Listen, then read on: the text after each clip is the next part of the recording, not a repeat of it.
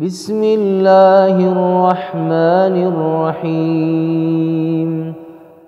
Assalamualaikum warahmatullahi wabarakatuh. Alhamdulillahi rabbil alamin, wassalatu wassalamu ala nabiyyina Muhammadin wa ala alihi wa sahbihi ajma'in. Asyhadu an la ilaha illallah wahdahu la syarikalah wa asyhadu anna Muhammadan abduhu wa rasuluh. Jamaah rahimakumullah, Bapak Ibu, teman-teman semua yang dirahmati Allah. Pada petang hari ini kita bersyukur kehadirat Allah Subhanahu wa taala atas berbagai karunia yang Dia berikan kepada kita. Di antaranya kita bisa melaksanakan sholat dengan berjamaah dalam keadaan sehat, dalam keadaan lapang, luang dan nyaman. Dan tentu kita berharap dari ibadah sholat kita dan ibadah-ibadah lain benar-benar menjadi amal soleh dan menjadi bekal kita menuju pada keridhaan Allah Subhanahu wa taala. Salawat dan salam semoga tercurah kepada suri teladan kita Nabi Muhammad sallallahu alaihi wasallam dan kepada seluruh keluarga beliau, kepada para sahabat, tabi'in, tabi'ut tabi'in serta umat beliau hingga akhir zaman. Bapak Ibu, teman-teman yang berbahagia, melanjutkan kajian kitab Safinatun Najah. Kita lanjut pada pembahasan yang berikutnya, yaitu syurutul qudwati ahada asyar.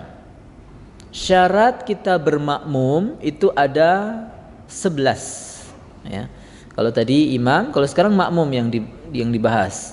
Jadi jenengan itu menjadi makmum dan salatnya jenengan itu akan sah jika terpenuhi 11 hal ini. 11 ini ya. Yang pertama, alla ya'lama butlana salati imami bihadatsin aw ghairihi. Tidak tahu batal salatnya imam karena hadas dan karena yang lainnya. Jadi kalau jenengan bermakmum dengan seorang imam sementara jenengan tahu imamnya itu batal, maka salatin jenengan tidak sah. Gitu loh maksudnya ini. Tapi kalau jenengan bermakmum dengan seorang imam, jenengan tidak tahu dia itu batal atau tidak. Jenengan tahunya dia itu tidak batal. Padahal dia mungkin batal. Ya. Tapi jenengan tidak tahu, maka salatnya jenengan sah, sementara salatnya imam tidak sah. Gitu nggih. Jadi syarat yang pertama, jenengan tidak tahu batalnya salat imam karena hadas atau karena yang lainnya. Contoh misalnya imam berhadas, batal kan. Pembatal yang lain, imam tersingkap auratnya, imam terkena najis, imam bersentuhan dengan lawan jenis, imam imam seorang ummi itu yang tidak bisa membaca Al-Fatihah dengan benar, imam ada melakukan 3 gerakan berturut-turut, gerakan yang berat ya, kemudian sudah kita terangkan. Pembatal salat seseorang banyak ya, sudah dibahas sebelumnya.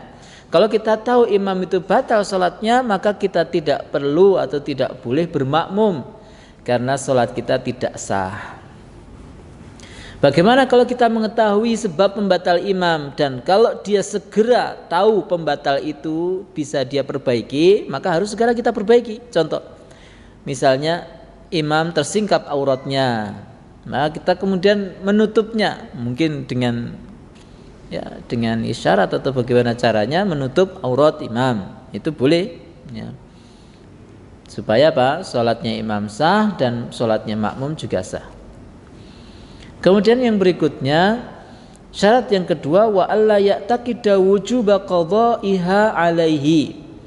Makmum tidak berkeyakinan imam wajib qadha atas salatnya.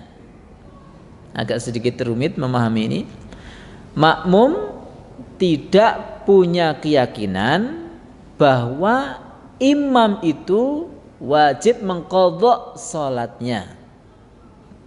Jadi misalnya seorang makmum meyakini bahwa imam yang dia jadikan imam itu dia harus mengulang salat setelah selesai salatnya, maka dia tidak boleh bermakmum. Ya. Contoh di dalam mazhab Syafi'i ini, imam yang wajib mengqadha salat adalah imam yang dia dalam keadaan melaksanakan salat li hurmatil waqti, atau salat untuk menghormati waktu, sementara salatnya itu aslinya tidak sah. Ini dalam mazhab Syafi'i ya. Nanti kalau dalam mazhab lain akan berbeda. Yaitu seperti seorang imam yang dia tidak, misalnya imam itu dia tidak bisa menemukan alat bersuci. Ya, misalnya datang satu sholat, kemudian datang satu waktu sholat, kemudian dia mau melaksanakan sholat sementara dia tidak menemukan alat bersuci, baik karena memang dia tidak dapatkan atau memang dirinya tidak bisa mendapatkan. Dia ada di sekitarnya, dia tidak boleh mengambil, misalnya karena dia sakit, ya. Atau dia tidak mampu mengambil, padahal ada, tapi karena mungkin dia tidak bisa berjalan atau mungkin dia memerlukan biaya yang besar untuk mendapatkan air misalnya, maka dia melaksanakan sholat semampunya. Tapi nanti kalau dalam kondisi normal, maka dia harus mengulang sholatnya. Ini namanya qadha sholat. Jadi misalnya jenengan mau sholat maghrib, tahu-tahu jenengan mencari air nggak dapat, atau mencari debu nggak bisa. Mencari debu nggak bisa, ya bisa aja misalnya seseorang diikat, misalnya ya ini agak ekstrim sih, narapidana ya, diikat dalam sebuah sel, kemudian dia tidak bisa melakukan wudhu, tidak bisa melakukan tayamum, maka bagaimana sholatnya? Sholat semampunya tanpa tanpa berwudhu atau bertayamum. Ini namanya sholat li hurmatil waqti, atau yang kemarin yang kita contohkan adalah sholat di dalam pesawat. Ya, sholat di dalam pesawat, seseorang tidak bisa mendapatkan air, tidak mendapatkan wudhu, tidak bisa mendapatkan debu, maka melaksanakan sholat li hurmatil waqti. Nah, orang-orang seperti ini tidak boleh dijadikan imam. Dia harus sholat sendirian, dan kalau jenengan tahu, jenengan juga hendaknya sholat sendirian. Ya, gitu. Kenapa? Karena dia nanti harus mengulang sholatnya. Pembahasan tentang ini agak sedikit dalam dan sedikit detail, dan di sana ada beda-beda pendapat dari para ulama. Kalau dalam mazhab yang lain, sholat seperti ini, sholat orang yang dalam kondisi seperti ini dianggap sah. Karena apa? Karena dia berdasarkan fattaqullaha mastata'tum, bertakwalah kepada Allah semampu kalian. Jadi misalnya ada seseorang mau sholat sementara dia tidak bisa berwudu karena terikat, atau karena dia disalib, seorang narapidana, atau seseorang lumpuh, nggak ada orang yang mewudhui, maka dia sholat tanpa berwudu, sholatnya sah enggak? Kalau dalam mazhab Syafi'i, dia sholatnya untuk menghormati waktu sholat, tapi nanti dalam kondisi yang normal dia harus mengulang sholatnya. Itu kalau dalam mazhab Syafi'i. Kalau dalam mazhab yang lain sah, boleh, tidak perlu mengulang. Kenapa? Karena Allah Subhanahu wa taala telah menyampaikan fattaqullaha mastata'tum, bertakwalah kepada Allah semampu kalian. Contoh yang paling sering terjadi mungkin jenengan tindaan ya, atau safar, terus pakaian jenengan kena najis. Jenengan kalau sholat pakai pakaian najis sah enggak? Enggak sah kan? Enggak sah. Kondisinya jenengan enggak ada pakaian lain.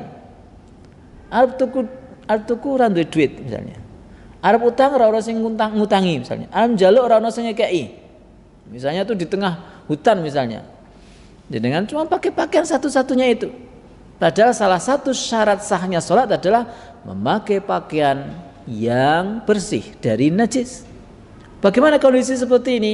Tetap sholat ketika masuk waktu sholat, untuk menghormati waktu sholat. Tapi dalam kondisi normal mengqadha'nya, mengulangnya. Ya, mengulang, berwudu, memakai pakaian yang bersih, kemudian melaksanakan sholat.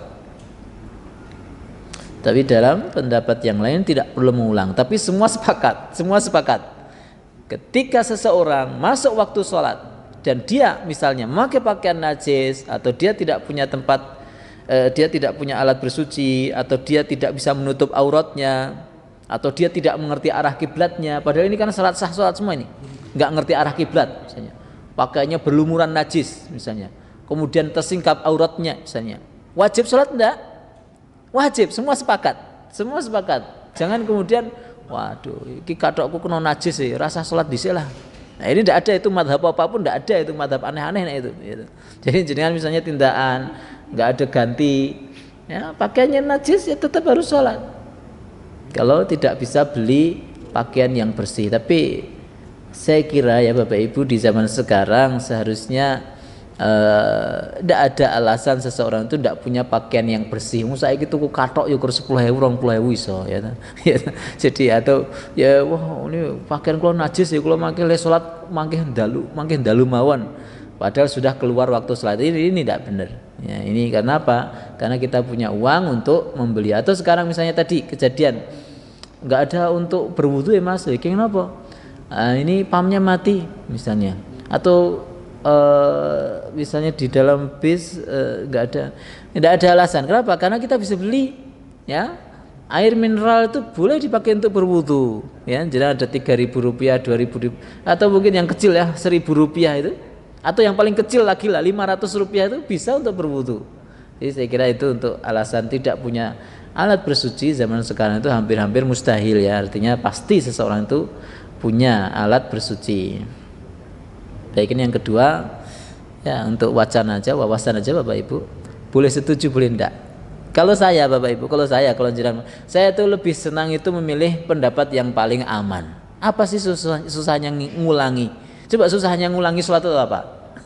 Saya kita ya pas satu waktu tadi lah, dalam keadaan sholat kita itu benar-benar secara enggak sah, tapi kita melaksanakan sholat karena terpaksa. Kemudian nanti ketika sudah kondisi normal kita ngulang sholat kita, apa susahnya? Sehingga seharusnya orang yang muslim, orang yang mukmin itu malah sholat itu menjadi sebuah kenikmatan. Tidak masalah seseorang mengulang sholatnya. Toh kalau misalnya seandainya dia katakan itu tidak perlu mengulang, dia akan terhitung sebagai sholat sunnah. Dan sholat sunnah itu tidak ada batasnya. Kayak tadi sholat mu'adah misalnya, sholat mengulang, nggak ada masalahnya. Jadi untuk kehati-hatian, untuk ketenangan hati, ulang sholat itu lebih baik. Kayak misalnya di dalam pesawat ya, dalam pesawat pertama tidak bisa berdiri, kedua tidak bisa menghadap ke kiblat, ketiga tidak ada alat bersuci. Ini 3 syarat ini aja sudah menjadikan menjadikan sholat kita itu jelas-jelas ya tidak ideal. Semua sepakat tidak ideal. Berdiri itu adalah rukun sholat. Ya, kemudian menghadap kiblat itu syarat sahnya sholat. Dan berwudu atau tayamum itu juga syarat sahnya sholat. Dan itu 3 itu hilang. Turun, mendarat di bandara, ada tempat, ada masjid yang bersih, kita bisa mengulang dengan nyaman, tidak masalah, tidak ada kesulitan. Saya kira orang yang tidak mau mengulang itu wong keset wae. Itu keset aja, cuma 4 rakaat, 2 rakaat. Wa alla yakuna ma'muman. Kemudian syarat yang berikutnya adalah imam tersebut bukan seorang makmum. Ya. Jadi tidak sah bermakmum pada makmum. Bermakmum pada makmum. Bermakmum itu harus pada imam. Yaitu kejadian misalnya ada 2 orang yang sama-sama telat. Misalnya salat maghrib tadi ada 2 orang telat, sama-sama mendapatkan 1 rakaat. Maka tidak boleh ya salah satunya menjadikan yang lain sebagai imam, karena posisinya mereka adalah makmum semua. Tapi dalam mazhab yang lain boleh. Dalam mazhab Hambali itu boleh. Jadi jangan kaget. Ya dalam mazhab ini toleran masalah kayak gini. Tapi kalau di Indonesia saya kira yang masyhur itu jaranglah orang yang sama-sama telat kemudian salah satunya menjadikan imam yang lain, tidak ada. Rata-rata ya sholat di WA melengkapi kekurangan dari rokaatnya. Wala umiyan. Kemudian syarat berikutnya adalah imam itu bukan seorang umi. Umi itu apa? Umi itu kalau dalam bahasa fikih adalah seorang yang tidak bisa membaca Al-Fatihah dengan benar. Nah, jadi kalau kita menjumpai ada seseorang yang tidak bisa membaca Al-Fatihah dengan benar, tajwidnya, makharijul hurufnya, dia terlalu banyak kesalahan-kesalahan sampai merubah makna, maka kita tidak boleh menjadikan dia sebagai seorang imam, meskipun jenggot itu dawa, meskipun pakai jubah, meskipun disebut Mbah Kiai, Mbah Haji, ya, Bunyai, ya, meskipun sebutannya orang-orang soleh. Tapi kalau dia membaca Al-Fatihahnya itu terlalu ekstrim kesalahannya sampai merubah makna, maka tidak boleh kita jadikan imam. Karena apa? Karena sholat kita tidak sah. Ya, sholat kita tidak sah. Apa ada seperti itu, Ustaz? Ada. Saya pernah nemu, bener serius. Tokoh, masya Allah, ya Allah. Ada ya boleh ceramah ya pinter tapi mau coba Al-Fatihah, masya Allah. Sedih Pak, kadang-kadang sedih kalau menemui beliau-beliau pinter. Artinya dia sudah jadi tokoh masyarakat, kemudian kadung. Ya ini tadi kadung jadi tokoh, sehingga ketika jadi orang jadi tokoh itu kadang nyusahu, kadang-kadang jaga image ya, jaim untuk belajar sama yang muda, sehingga ya kekeliruannya terus menerus.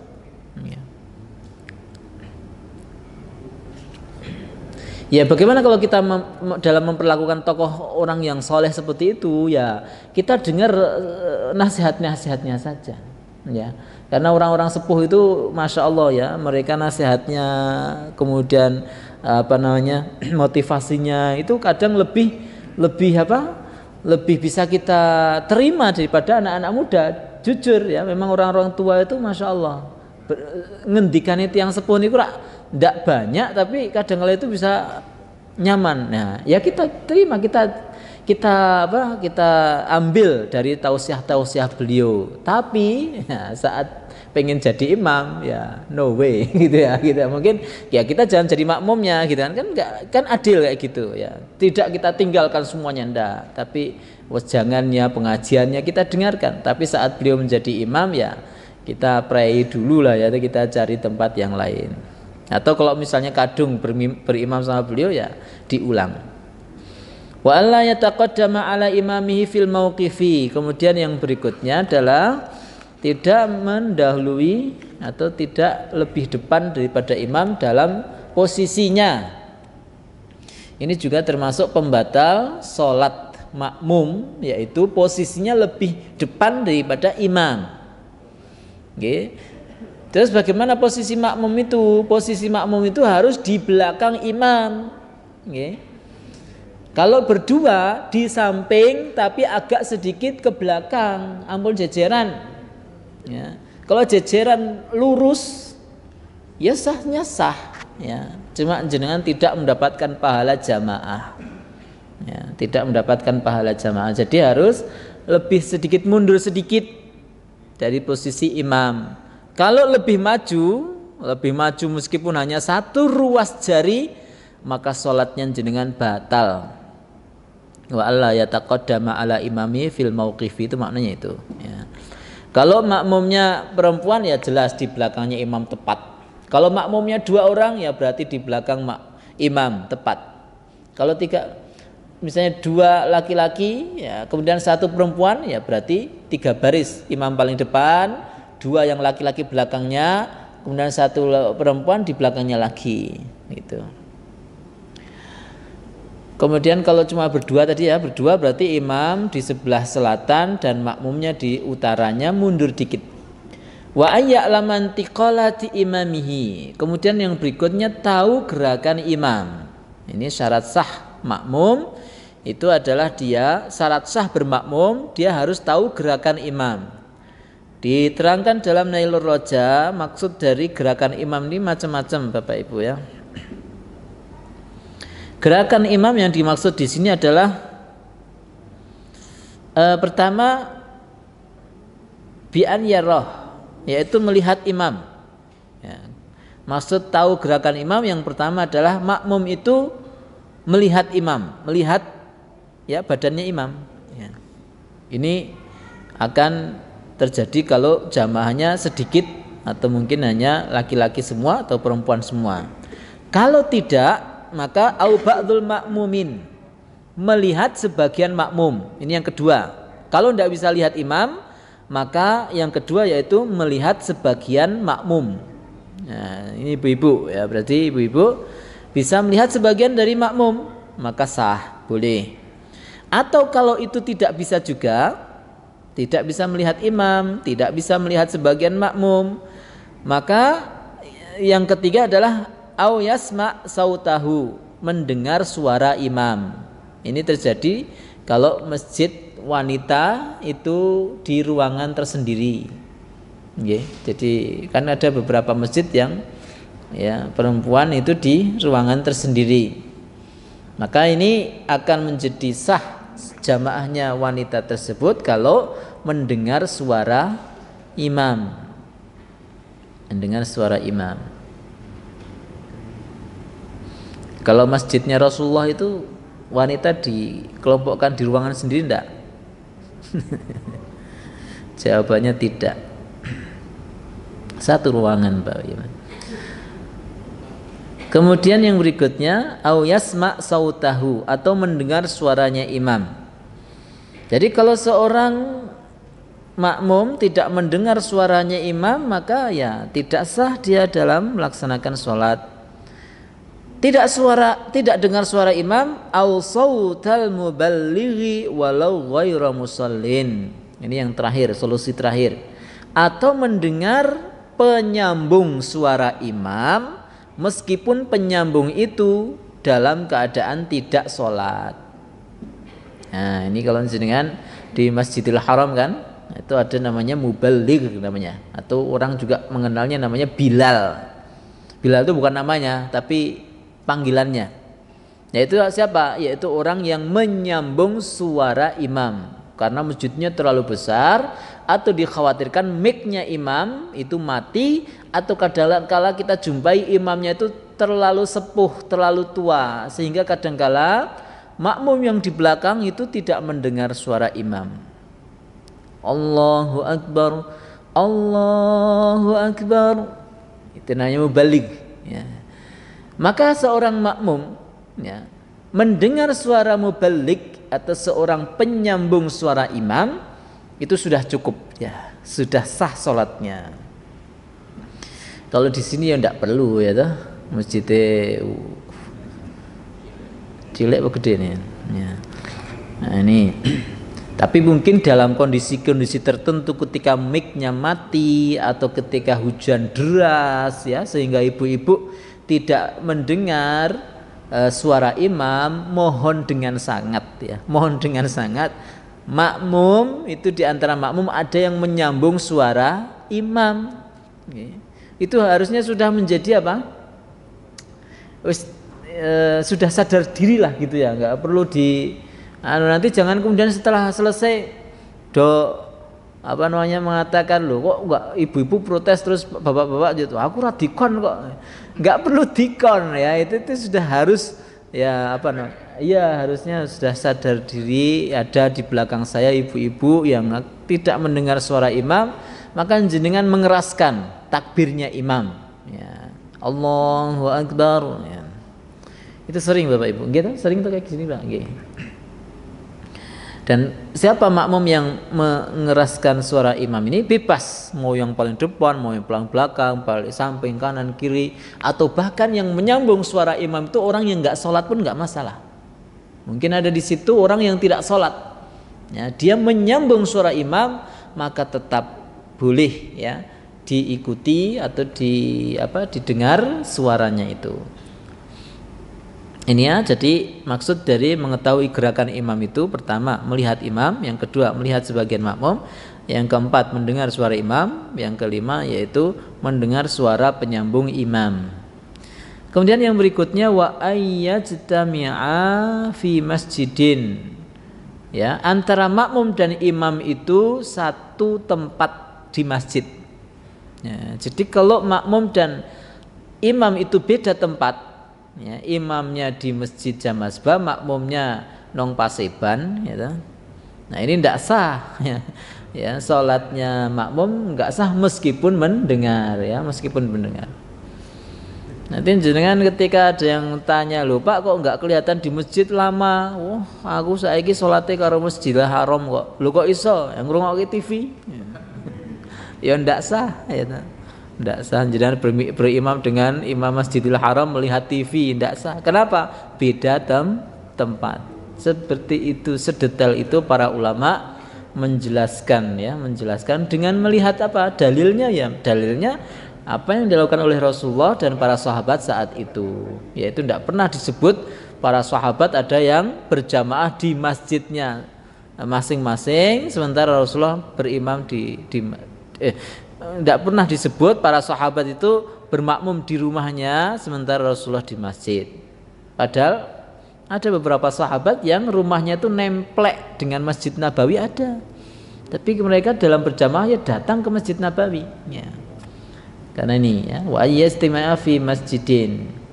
Nah, ini kadang-kala ya ada beberapa jamaah yang enggak belajar fikih ketika umroh itu oleh sholat nang juruan hotel, gitu. Nah, ini tidak sah. Agar yang buka jendela ya Ustaz wis ketok, mboten sah. Ya, meskipun dengar suara imam, meskipun melihat makmum, ya, meskipun mendengar suara penyambung imam, tapi tidak sahnya kenapa? Karena beda tempat. Hotel itu bukan Masjidil Haram. Hotel ya hotel. Au fi salasimi'ati dhira'in takriban, atau yang berikutnya adalah jarak dari makmum paling belakang itu 300 dhira' atau sekitar 144 meter. Itu jarak paling jauh dari makmum yang paling belakang. Kalau misalnya kayak di Masjidil Haram Bapak Ibu, kadang jamaah itu sampai meluber sampai keluar masjid. Itu boleh saja. Asal apa? Tidak lebih dari 144 meter. Wa ayyan wiyal qudwata awil jama'ata, dan hendaknya niat bermakmum atau niat berjamaah. Ya, ini juga salah satu syarat supaya kita makmumannya itu menjadi sah adalah kita niat sebagai makmum atau niat sholat berjamaah. Kalau ada orang berjamaah kemudian dia niat sholat munfarid, maka tidak sah sholatnya, okay? Jadi meskipun berjamaah tapi kalau niatnya munfarid, ya, karena mungkin sengit karo imame, gitu. Sengit karo imame nek ora jamaah nang masjid disengeni bojone. Akhirnya apa? Berangkat ke masjid ya melu karo imame ning niate niat munfarid. Nah, ini sholatnya tidak sah. Ya. Karena dia membersamai imam tapi sholat sendirian. Harus diniatkan berjamaah meskipun imamnya ora disenengi misalnya. Meskipun imam ini rodongan ya. Wa ayyan wal qudwata awil jama'ata. Imam, ya, siapapun dia, kita suka atau tidak suka harus kita ikuti, harus kita taati dan kita niatkan diri sebagai jamaahnya. Okay. Maka ada dalam hadis, ada sebuah hadis, ya, seburuk-buruk imam adalah imam yang dibenci makmumnya. Kalau sampai ada imam kok disengiti makmum, wah itu harus muhasabah. Ya. Tapi yang makmum yang gimana bencinya, ya toh, imam maca sabihis jadi sengiti. Ya, ini makmumnya sing masalah ini. Imam baca misalnya sedikit panjang langsung makmumnya langsung protes. Lah ini benci yang bermasalah. Kalau ini ndak masuk dalam hadis tadi, ya. Kemudian yang berikutnya wa ayyatawafaqa nazmu salataihima, ya, mencocoki atau sesuai tata cara dari sholat keduanya. Jadi imam dan makmum itu sholatnya sama, tata caranya sama. Misalnya imam sholat, tata caranya sholat imam dengan makmum berbeda, tidak boleh kita menjadi makmumnya. Contoh, imam sholat jenazah terus jenengan pengen sholat subuh, dan jenengan bermakmum sama imam yang sholat jenazah. Nah, ini tidak sah, nggak sah, ya. Meskipun sama-sama Allahu Akbar, baru engko sholat sendirian, tidak boleh. Karena apa? Beda tata caranya. Atau apalagi ya, mungkin imam sholat gerhana ya, imam sholat gerhana yang rukuknya 4, sementara jenengan sholat subuh yang rukuknya cuma 2, itu kan tata caranya berbeda. Ini juga tidak sah ya, tidak sah, tidak boleh. Jadi harus 2. Tapi kalau niatnya berbeda sementara tata caranya sama, boleh. Imam sholat asar, jenengan sholat duhur jamak takhir, boleh enggak? Boleh, karena duhur dan asar bentuknya kan sama, tata caranya sama. Begitu nggih. Imam sholat subuh, jenengan sholat apa yang 2 rakaat? Imam sholat misalnya ada seseorang sholat sunnah 2 rakaat, misalnya sholat apa ya, sholat sunnah 2 rakaat, kemudian jenengan sholat qashar, misalnya 2 rakaat di belakangnya bermakmum, boleh nggak? Boleh saja ya, karena tata caranya yang penting sama. Wa alla yukhalifahu fi sunnatin fahishatil mukhalafah, tidak menyelisihi dalam sunnah fahishatil mukhalafah, sunnah yang gerakannya ekstrim jika berbeda. Contoh ya, misalnya imam tidak melaksanakan sujud tilawah, maka makmum tidak boleh juga. Imam tidak melakukan, misalnya imam membaca ayat sajadah ya, imam membaca ayat sajadah, tapi imam ini tidak sujud tilawah. Sujud tilawah itu wajib atau sunnah? Sunnah ya, sunnah. Misalnya imam membaca surat Al-Alaq ya, surat Al-Alaq itu ayat terakhir itu ayat sajadah, disunahkan untuk sujud tilawah, tapi imam tidak melakukannya, maka makmum tidak boleh melakukan sendiri ya, makmum nggak boleh kemudian imamnya orang ngerti tak sujud dewe, nah, ini tidak boleh. Atau di sini misalnya juga sujud sahwi ya, misalnya imam tidak melaksanakan sujud sahwi. Sujud sahwi itu hukumnya wajib atau sunnah? Sunnah. Misalnya ada seseorang imam ya, dia sholat maghrib harusnya 3 rakaat, dia salam, ternyata dia berdiri, kemudian langsung makmum mengatakan subhanallah ya. Kemudian imam duduk, kemudian beliau langsung salam, assalamualaikum warahmatullahi, assalamualaikum warahmatullahi, salatnya sah ya, meskipun dia tidak melakukan sujud sahwi. Maka makmum tidak perlu inisiatif sujud sahwi sendiri ya. Imam kalau memutuskan tidak sujud sahwi karena itu sunnah, maka makmum harus mengikutinya juga, tidak melaksanakan sujud sahwi. Atau juga sunnah yang lain, misalnya imam tidak melakukan tahiyat awal. Ini ya iki makmum njut grendengan iki gitu. Tapi ini sunnah Bapak Ibu, sunnah, tapi ini termasuk ab'adus shalah, yaitu sunnah yang ditekankan harus dilakukan, jangan sampai ditinggalkan. Tapi kalau sampai ada seorang imam tidak melaksanakan tahiyat awal, maka makmum tidak boleh kemudian tahiyat awal sendirian. Dia harus mengikuti keputusan dari imam. Ya mongkur bar salat yo gendengane kok gitu. Lho ora salat ora nggo tahiyat piye to, Pak? Lali aku. Nah, lali gimana? Ya sudah. Salatnya sah. Kalau sujud 1 kali ini sudah 2 kali, tapi baru 1 kali terus apa itu? Imamnya? Iya. Imamnya sujud sekali. Harusnya dia makmum harusnya membaca subhanallah makmum. Sudah. Nggih. Sudah, tapi mungkin enggak paham kesalahannya itu. Nggih. Kalau ada yang nyeletuk sujud sujud. Itu yang ngomong itu makmum bukan? Waduh, makmumnya batal. Betul terjadi ya, masya Allah. Ya dia harus menambah sujudnya Pak, baru kemudian sujud sahwi, kemudian salam. Ya, jadi setelah sholat misalnya dia salam ya, maka sebaiknya meskipun ini dalam madhab yang lain ya, dalam madhab yang lain dia hendaknya ketika dia sudah salam maka kemudian dia sujud ya, kemudian dia baru salam ya. Atau sujud kemudian duduk kemudian sujud sahwi 2 kali baru salam ya. Itu yang terbaik seperti itu Ya memang gimana ya Pak, ya mungkin kadang-kala imam itu ya sok anu ya. Blank ya, suka blank ya, harap maklum ya. Jangan kalau orang tua ya, orang-orang yang muda pun kadang-kala bisa blank. Iki mau pirang rakaat. Ya karena memang di dalam sholat itu ada syaitan ya, syaitan yang memang khusus mengganggu, melupakan rakaat, bacaan dan sebagainya. Sehingga kita kenapa kok setelah sholat itu disuruh oleh Allah atau dicontohkan oleh Rasulullah membaca apa? Astaghfirullah, bukan alhamdulillah, astaghfirullah. Kenapa? Karena ya tadi saat sholat ya, saat sholat kita itu di hadapan Allah yang seharusnya kita konsentrasi, itu malah buyar ijih mikirkan donya.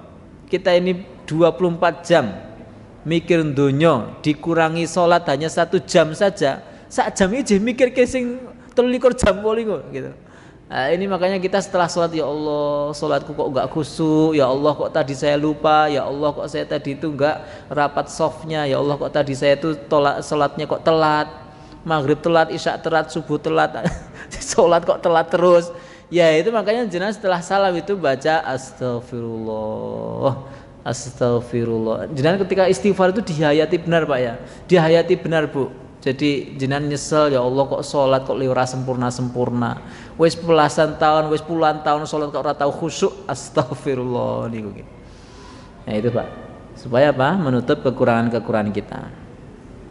Wa ayyukhilafa fi sunnatin fahishatil mukhalaf. Wa ayyutabi'ahu. Ya, kemudian yang berikutnya hendaknya mengikuti imam. Itu artinya apa? Yaitu kita mengikuti dari ya di dalam tempat gerakan dan takbirnya ya. Jadi ketika imam takbir ya kita ikut takbir, imam salam ya kita ikut. Jangan terlalu telat ya. Kemudian kita juga dalam gerakan-gerakannya juga kita ikuti. Karena imam dijadikan untuk diikuti, bukan untuk diselisihi. Demikian Bapak Ibu beberapa syarat sahnya bermakmum ya, dan ini banyak ya, 11 ya. Semoga bisa menjadi pedoman kita dalam bermakmum. Tidak hanya imam yang punya syarat-syarat ya, tapi ternyata makmum juga ada syarat-syarat supaya sholatnya menjadi sah. Kemudian ya, lebih dari 25 sampai 27 derajat. Maka mohon ini baiknya dijaga, sesibuk apapun kita, selelah apapun kita, sesedih apapun kita ya kan, maka luangkan waktu untuk jamaah ya. Mumpung kita masih bisa berjalan ke masjid, mumpung kita masih bisa nyetater motor kita ke masjid ya, mumpung kita diberikan masjid-masjid yang megah seperti ini, manfaatkan. Saudara-saudara kita di Cianjur, di tempat-tempat bencana, mereka tidak punya masjid Bapak Ibu, mau jamaah tidak bisa.